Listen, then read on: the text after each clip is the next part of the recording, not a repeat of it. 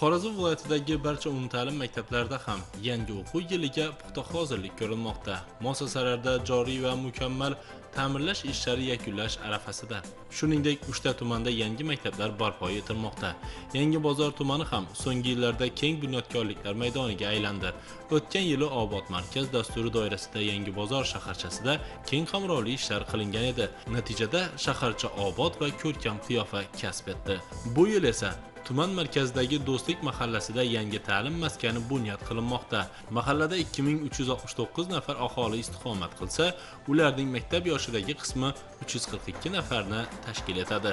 Ushbu o'g'il qizlar o'tgan o'quv yillari davomida markazdagi Navro'z va Yangiyo'l mahallalarida joylashgan maktablarga qatnashgan. Bu o'z navbatida bolalar va ularning ota-onalariga ham qator qiyinchiliklar tug'dirgan. Masalan, Do'stlik mahallasida yashovchi o'quvchining maktabga borishi uchun 5-6 chaqirim yo'l bosishga to'g'ri kelgan. Tuman markazida avtomobillarning serqatnovligi ota-onalarni ham jiddiy xavotirga solar edi. Bugun esa Do'stlik mahallasining o'zida 330 o'ringa mo'ljallangan yangi 33-sonli maktab qad ko'tarmoqda. Buning uchun 2,5 gektar yer maydoni hamda investitsiya dasturiga asosan 5 milliard 774 million so'm mablag' ajratildi.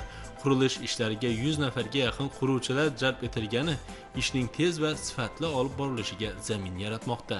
May oyida boshlangan ish avgust oyida to'liq yakunlanishi ko'zda tutilgan. Yangibozor tuman xalq ta'limine qarashli maktablarda joriy ta'minlash ishlari amalga oshirilmoqda. Tuman moliya bo'limi tomonidan 217 million so'm joriy muddatga ajratib berildi. Hozir qurilish ishlari 95% ishlar bajarildi hozirgi kunda. Endi 2020-yilda bizlarga hozir Yangibozor tuman Do'stlik mahallasida 330 o'rinli yangi maktab binosi qurilishi boshlandi. Mana o'zingiz ko'rib turgandek, smeta bahasi 5 milliard 700 ming so'm tashkil qiladi. Shugungacha 4 milliard 400 ming so'mlik ish bajarildi bu yerda. Quruvchilarimiz yetarli materiallanmasi kelib turibdi.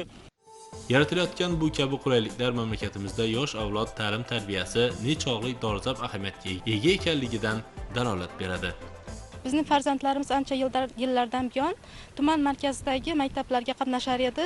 Bu biz uchun, farzandlarimiz uchun ancha qiyinchiliklar keltirib chiqarardi.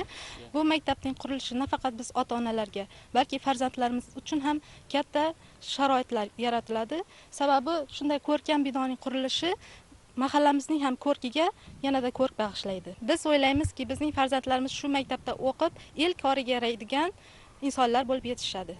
Xorazm viloyatining Urganch hamda Tuproqqal'a tumanlarida ham xuddi shunday zamonaviy tipdagi yangi maktablar qurilishi izchil amalga oshirilmoqda.